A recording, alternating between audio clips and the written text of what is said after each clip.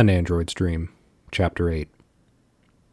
Rosie snuggled herself into the passenger seat as the pair left home, a familiar scene playing out before her as her owner thought out loud about possible activities they could entertain themselves with. So let's think, something fun. I still don't think the movies are a good idea. We've done enough shopping this week. The museum's still open, do you think that sounds fun? She'd never been to a museum, but she knew they housed old artifacts, things she'd never been interested in before. She had no idea if it would be something considered fun, though. I don't know. A solid reply. Her owner continued listing local events, but still she felt limited, since anything that involved eating or things that normally interested humans were off the table for her. Though after a few moments of deliberation, her owner perked up and slammed the steering wheel. Hey, you liked the pier, right? Oh yes. Certainly they didn't want to drive all the way to Makina Beach at this hour. And you really liked skee-ball, yeah? Rolling the ball up the lane? Yes. Then have I got the game for you. Rosie knew better than to press her tight-lipped owner now. They did enjoy their secrets, and it helped to fill her with even more excitement knowing what they had planned previously. They hadn't let her down yet, so she sat back contentedly as they left home. 20 minutes later, they were in the heart of downtown as the sky fully dimmed to an inky black. Amidst the bustling traffic and bright lights, they arrived to a busy parking lot illuminated by a bright, animated neon sign, Downtown Bowling.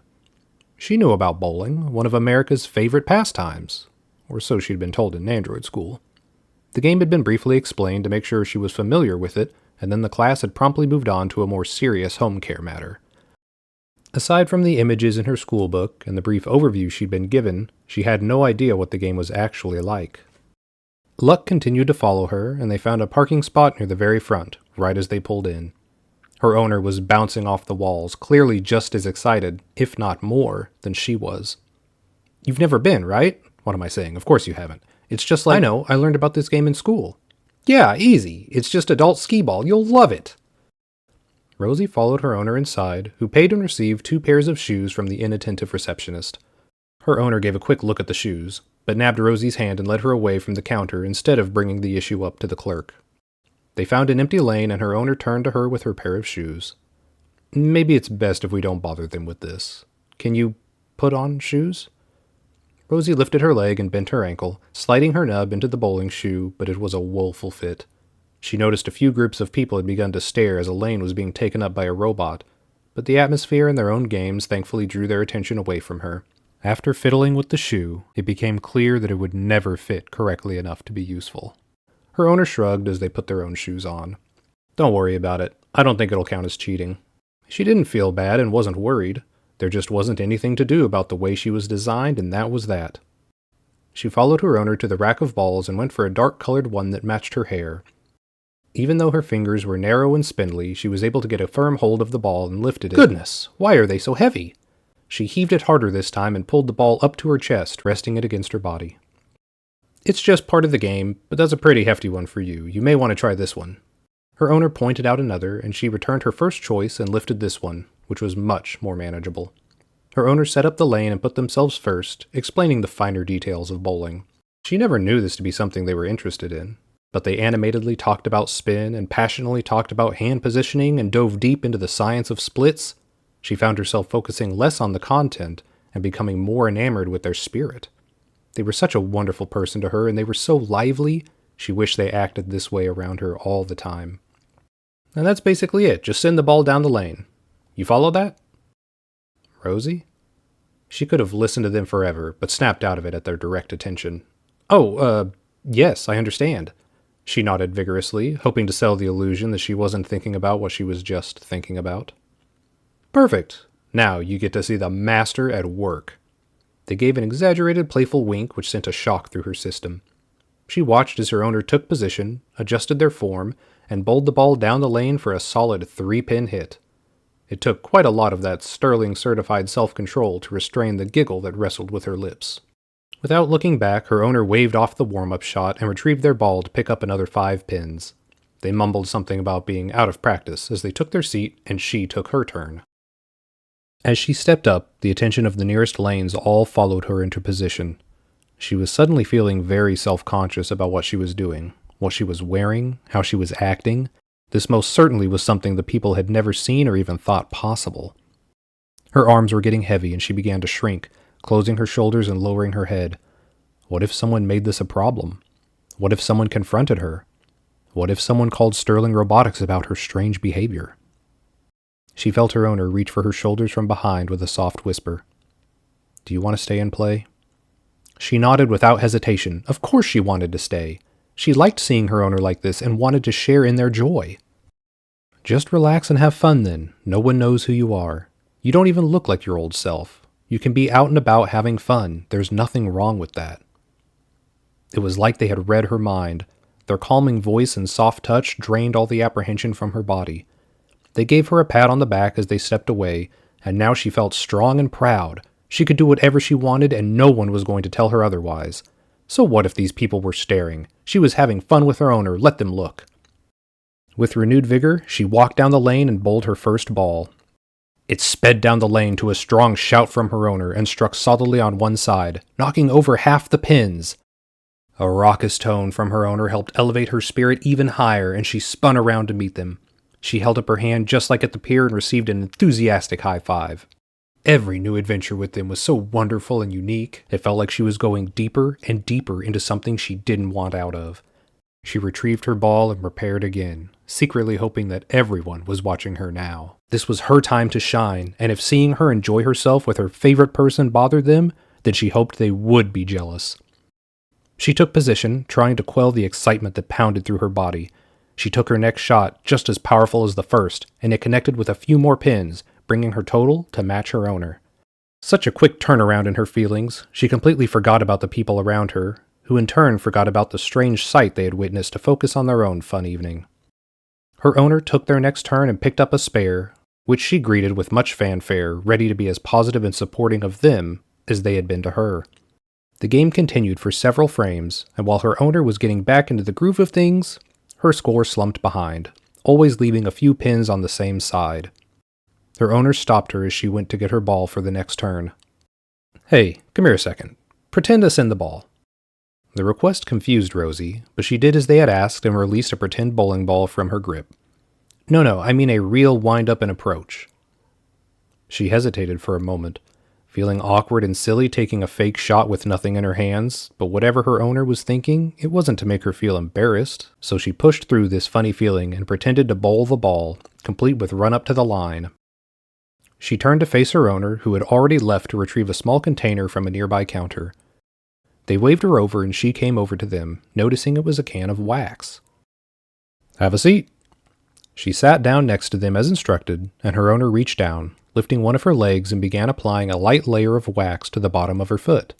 Now this was very uncouth, but she didn't hate it. They set her foot down and she readily offered the other to get the same treatment, hoping that nobody would notice this act. It was over within a moment, but it would leave an impression on her for a long time. Without the shoes, you don't have the slide. I think it's biasing your roll. Try again, just be careful, they instructed. She went back to the lane, ready to roll another imaginary bowling ball, but as she took her first few steps she wobbled, the wax making her slip on the smooth floor. Luckily, her owner had followed and was there with a strong arm to catch her. She wondered if she should invest in aftermarket cooling to help control her temperature better. After all, her overheating seemed to be a recurring issue. She steadied herself and thanked them, taking more careful steps. The wax helped her slide on the buffed floor, and after a few run-up attempts, she felt confident in her new movement. She retrieved her ball and readied herself. With a few steps and a new slide for the launch, the ball careened down the lane, but with the spin, it corrected itself and landed a clean shot just to the right of the center pin, knocking them all over and earning her a strike.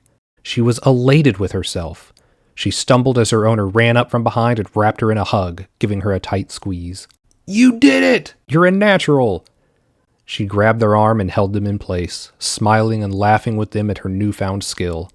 They were such a great person to her. She really should tell them how she felt. She could do it right now and keep her promise to Rip and fulfill this new fantasy that danced in her head. But there were so many people around, and they were beginning to stare again, but not in the way they had before.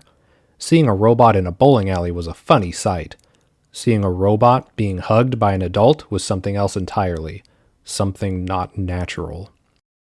Her owner pulled away as they continued to sing her praises, taking her hands with them as her body refused to let her owner go. She had to take a step back herself so that her grip was torn from her owner and she could move her arms again. She took her seat and the game continued. By the end of the frame, she had caught up and even pulled ahead of her owner's score, although neither was anything very impressive. But that didn't matter. They were only here to be with each other. They played a second game with much better scores, her owner getting back into the groove of the game and Rosie beginning to master the controls she needed to put a consistent amount of spin on the ball.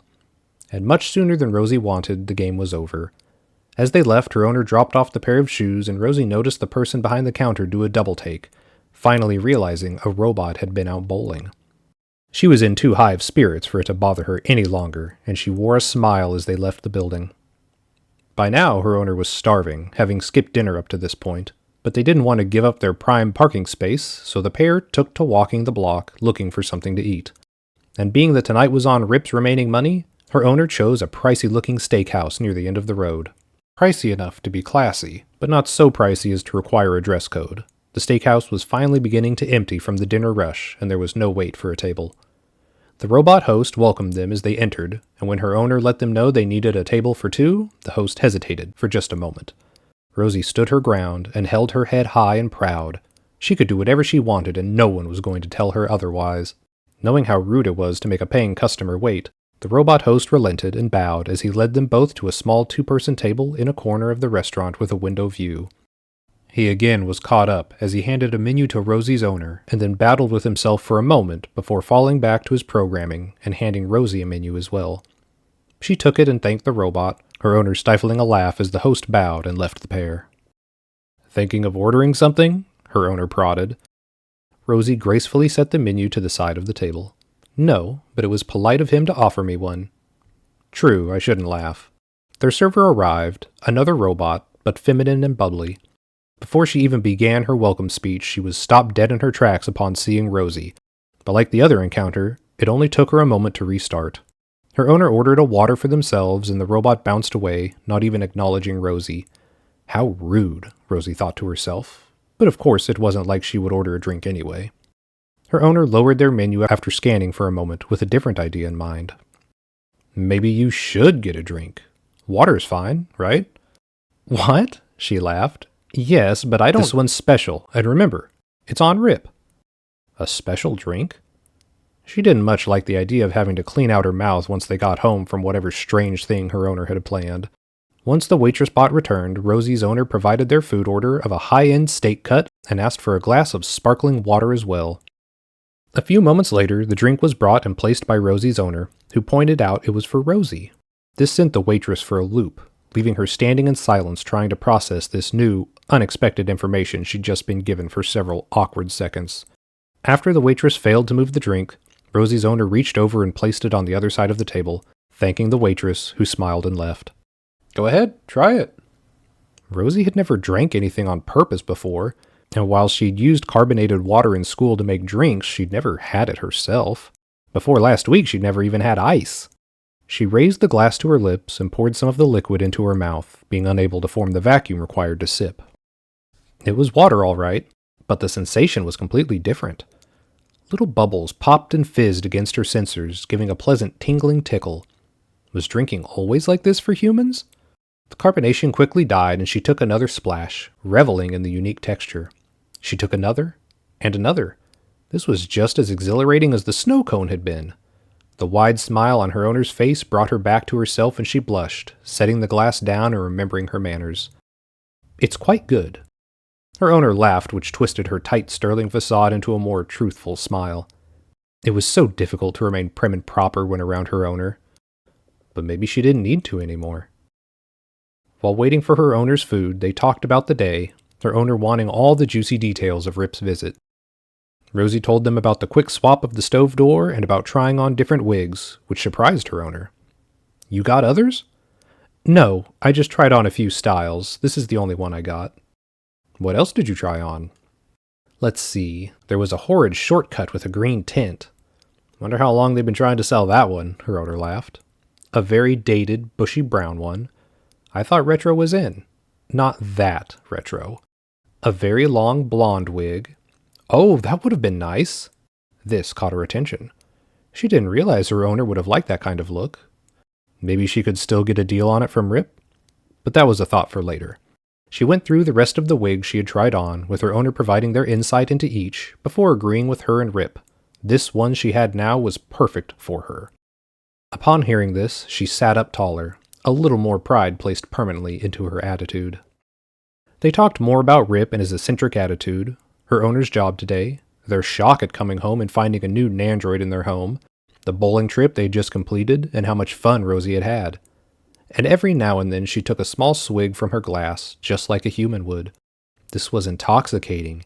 Each event with her owner just cemented it further that she was more than just a robot to them. They were such a wonderful person to her, and here she was, sitting and talking with them, having a drink. It was completely unheard of. She really should tell them how she felt. She could do it right now and keep her promise to Rip. But now just didn't seem like the right time. The middle of a restaurant while waiting for food? Certainly something so important required better timing. And speak of the devil, her owner's meal was delivered. Her newfound pride was tested immediately as her owner fell silent after taking the first bite and began to devour their meal, complimenting how delicious it was.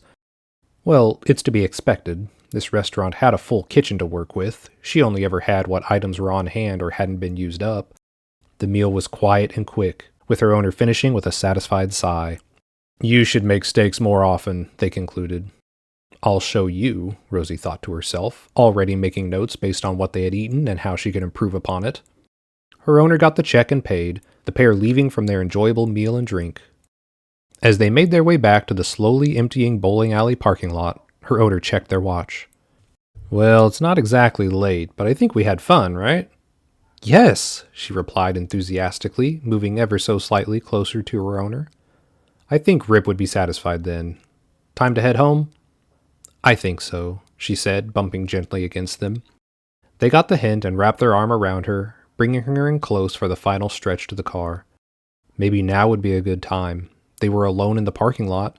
They had just had a wonderful evening. They were receptive to her. She could just say it. Right now. Say something. But she couldn't.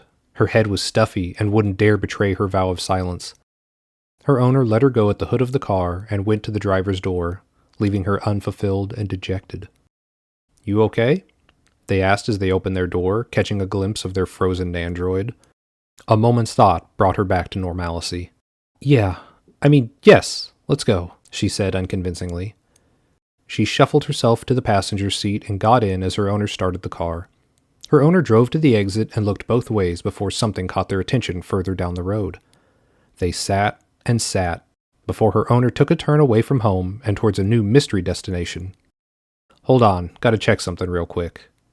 They drove down a few blocks to a large building resembling a warehouse, driving slowly near the front sign. "Ice skating," with hours listed beneath. Her owner whipped around into the parking lot after giving the sign a quick look.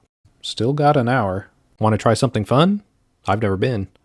I don't think I can do this. Don't you need special shoes?" "Your ankles bend, we can get creative. Plus, you should be really good at balancing since you're always tiptoeing around." This didn't fill her with much optimism. "Are you sure it will work?" "Well, no. We don't have to go if you don't want to. It was just an idea." They started to turn away from the parking lot and head to the exit. What was she doing? "No, wait. Yes, I want to try." What a stupid worry she had. Why not do something, anything with them? So they turned around again and took a parking spot near the entrance. The two hurried inside and up to the human attendant dealing out skates. Her owner gave their shoe size and a rough estimate for Rosie, again to the disbelief of the person behind the counter. To their credit, unlike the robots, seeing money produced and placed on the counter solved any quandary they had about what a paying customer decides to do with their property, and 2 pairs of skates were provided. Rosie and her owner wandered over to the side of the rink and took a look. Only a small group of people were skating, leaving the rink mostly free and clear. It must have been a slow day, as the ice only had light streaks across its surface, leaving it prime for their attempt. The two took a seat on a nearby bench and started with Rosie. The shoe was completely unlaced, making the mouth as wide as possible, and she daintily placed her foot inside, bending her ankle as she went, trying to get her foot as deep into the shoe as possible. It was a tight fit, but that worked in her favor. This shoe was tightened down, and the other had the same treatment. She stood and took a few steps while holding her owner's hand tightly, and the shoes stayed on. This was actually going to work. Her owner put on their own skates, and the duo shuffled together to the edge of the rink. Ladies first, her owner offered, making Rosie wonder if they might be slightly nervous about going first. She took a step onto the ice, and after gaining her balance, let her other foot join the first. She put her weight more to one side and pushed, wobbling along on one skate. Well, it seemed simple enough. She turned to watch her owner, who came out onto the ice but held the edge of the rink. She stifled a laugh and went forward a little more. It really wasn't that difficult. Maybe it was her advanced balancing system, the cleanliness of the ice, or maybe her owner was right and it was experience with walking on tiptoe. Whatever the case, she found it easy and natural to ice skate, and after only a few minutes, was picking up the finer points of positioning for maximum speed. Stopping was another matter though, and so far the best way for her to do so without the ability to turn her ankles was to glide to a stop or bump into the wall. After a cursory few laps, she bumped the wall next to her owner, who had barely made any progress around the rink and wouldn't let go of the wall. Having trouble? Her smirk betrayed her inner feelings, but she did her best to hold her laughter back. Oh no, just getting used to it. She never knew how cute her owner could look when trying so hard. She passed them by and did another few laps, falling into a rhythm like she'd always known how to skate, before catching back up to them, now securely around the middle of the rink. She came up behind them and gave a small nudge, eliciting a yelp and jitter as they locked onto the edge. Hi. She couldn't help but laugh at this and moved around to their front, giving backwards skating a try. You know, it would be easier if you let go of the edge, she sang in a soft hum. I'm just getting my bearings. She held out her hand slightly in front of her owner. Want some help? They waited for a moment and let out a heavy sigh before leaning over to reach for her hand. Just before they took it, she skated back a few inches into the middle of the rink. You're gonna have to earn it. How bold of her. But she felt so free, so happy. Something she never would have said before just felt perfect to say now. Her owner, very carefully, let the edge go and tried to give a push in her direction, before slipping and falling straight down. She dove down to her owner immediately, cursing herself for acting so silly. I'm sorry, I'm fine, don't worry about it. Her apology was cut short as she helped her owner to their feet.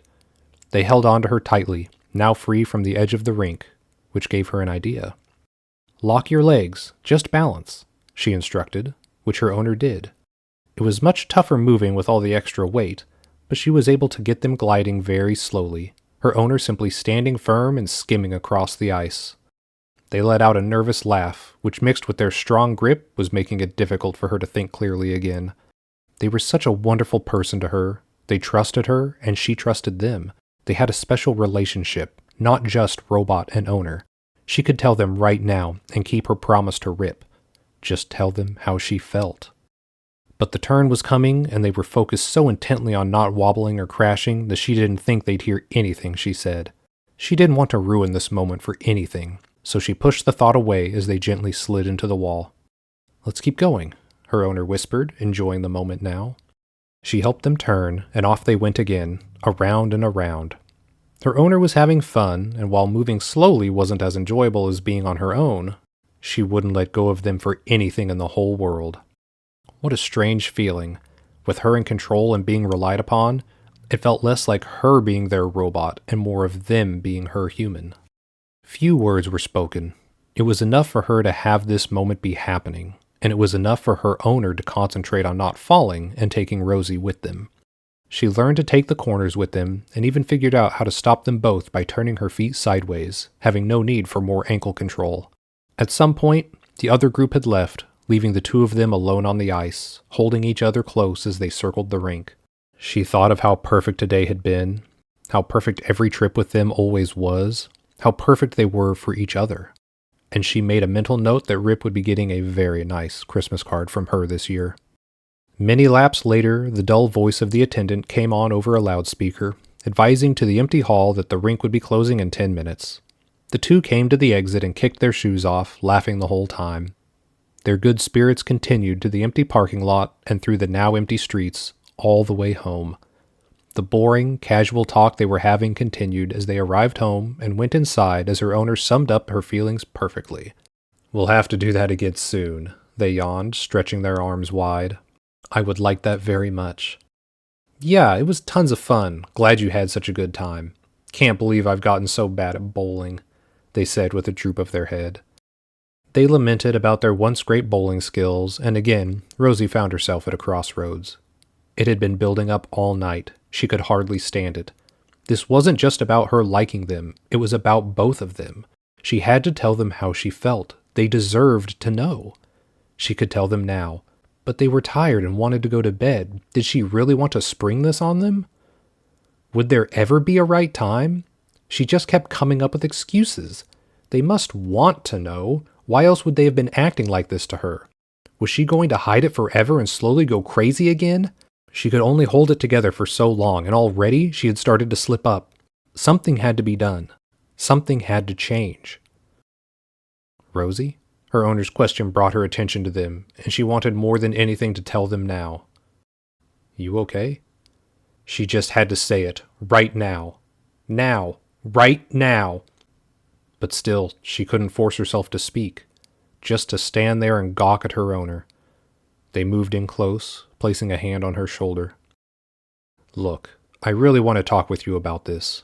You're acting really different, and I don't mean us hanging out or going to have fun. I mean you being absent-minded and behaving weird at times. I need to know what's going on. Is it your problem?"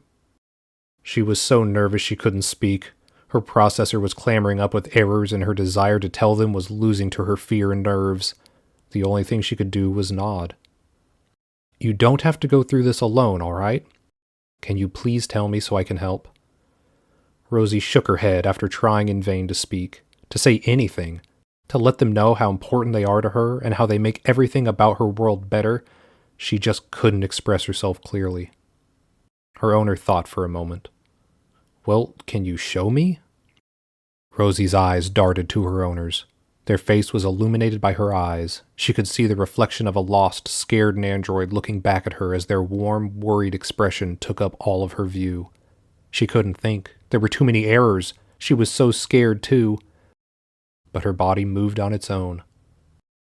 Her hand reached up to be placed gently on her owner's cheek, and she leaned in on her tiptoes for a swift kiss on the cheek. Just a peck, faster than a blink. It felt like she was having a meltdown inside as her storage began etching this moment into her memory banks for all time, never to be removed, overwriting some silly rule she learned in school about forks and knives. She couldn't tell if she had done anything wrong or right. Her owner just stood there, immobile. Maybe it was just her processing that was broken and time was actually flowing just fine.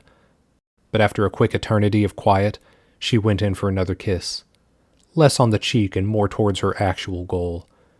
The edges of their lips brushed as she kissed the side of their face, longer than before, but still a peck. The silence all around them was immense, like the whole world was holding its breath, but she was blind to it all, only having eyes for her owner. Still nothing. The same worried expression on their face, looking deep into her eyes. There's only one way to drive the point home.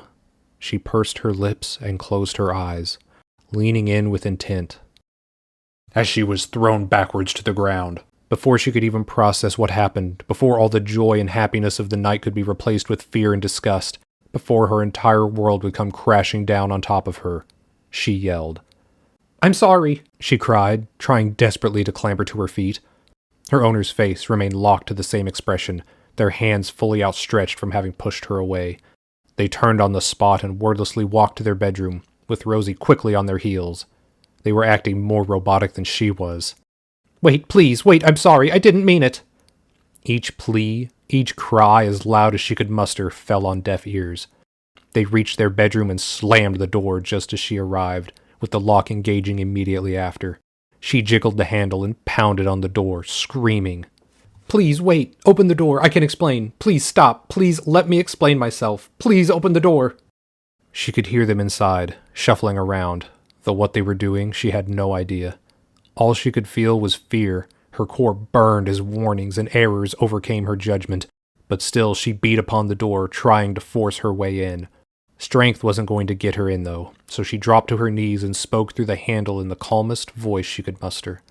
"Please don't overreact. I can explain myself. Please just open the door. This is all just a big misunderstanding. Please." She started to think of other ways she might be able to get in. The window. She could run around outside to the window and get in that way. Just as she prepared to get up, the door swung open and her owner stepped out, pushing Rosie back onto the carpet and breathlessly passing down the hall. She called out to them, but still she was ignored. She scrambled to her feet and tore after them as they quickly made their way to the front door, tearing it open and heading straight for the car. Rosie was in hot pursuit as they got in and slammed the door, locking it behind them. She pounded on the window, having reached the door just a moment too late. Her continued cries were ignored completely as the car sparked to life and shot backwards, tires skidding on the gravel driveway, sending little rocks flying. Rosie chased after as it sped down the road, pulling out of the driveway and then taking off down the road into the night. Rosie chased it for a few steps before stopping. How could she have been so stupid? What was she thinking? She had had a wonderful, nearly perfect life, and now she had destroyed it. And her owner was gone. What were they doing? What were they thinking?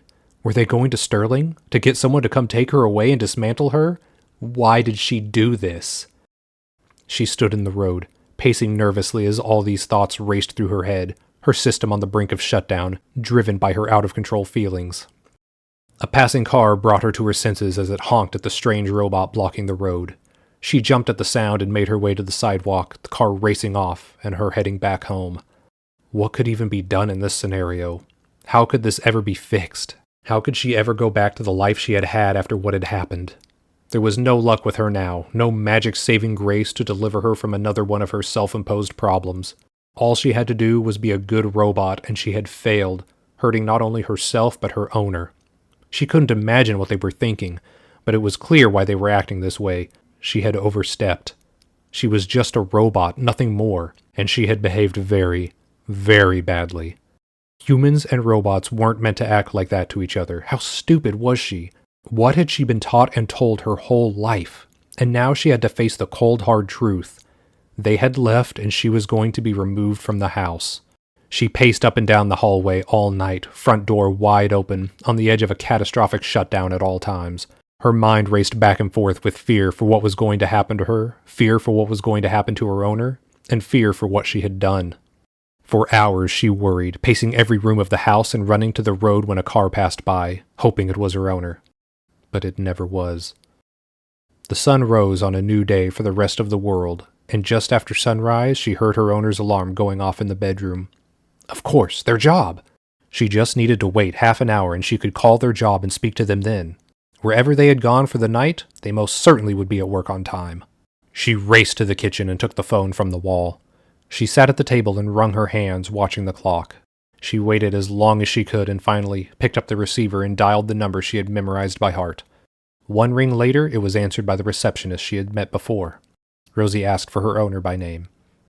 "I'm sorry, they're not in the office yet. If you give me..." Rosie hung up the phone. It was a few minutes before they'd normally be there. She just needed to calm down and wait a little longer. 5 horrible minutes passed, and she picked up the receiver again, having the number ready for speed dial on the tips of her fingers. The familiar voice answered on the first ring again, with Rosie repeating her question. "No, I'm sorry, they're still not in the office yet. Give me your..." The line went dead as Rosie hung up, still holding the receiver to her face. She tried to think of where else they could be, who else she could try calling. Sterling? Maybe they were there and she could catch them and talk them out of sending a crew over to capture and dismantle her. But no, calling Sterling, especially if her owner had already been there and lodged a complaint, would most definitely not be in her best interest. But where else could they have gone? They didn't have any close friends or family in the city. She didn't know who else to call, or even what she would say if she actually got through to her owner. So she released the button and dialed their work again. The receptionist didn't answer with her normal polite greeting this time. "Who is this? Please, have they arrived yet?" "No, they haven't. Who is this? Do I need to call the police?" Oh dear, another new fear she hadn't anticipated. What if her owner was injured somewhere, having got into an accident because of her? A new round of panic filled her body as she stood up to pace some more, sending the phone crashing to the ground. She didn't bother to pick it up, instead opting for more of her back-and-forth travel across the house and through every horrible scenario her mind could muster. Just 24 hours ago she had been happy, She'd been so excited for the future, she was so proud of herself and her new look, and now she'd been reduced to an unsightly robot, near out mode, wearing a hole in the carpet from where she had been running all night. All night, and well into a new day, and not once had she charged, not once had she noticed the low battery warning intermingled with all the other warnings that had fought for her attention. She didn't notice it at 20%, or at 10%, or as it steadily declined. She only had a moment to register the problem as her system began to shut down, as a soft "oh" escaped her voice box. Her last thoughts as she collapsed in the hallway were of the front door left ajar, her owner missing, how she may never wake up again, and why, oh why, did she keep her promise to Rip and tell her owner how she felt.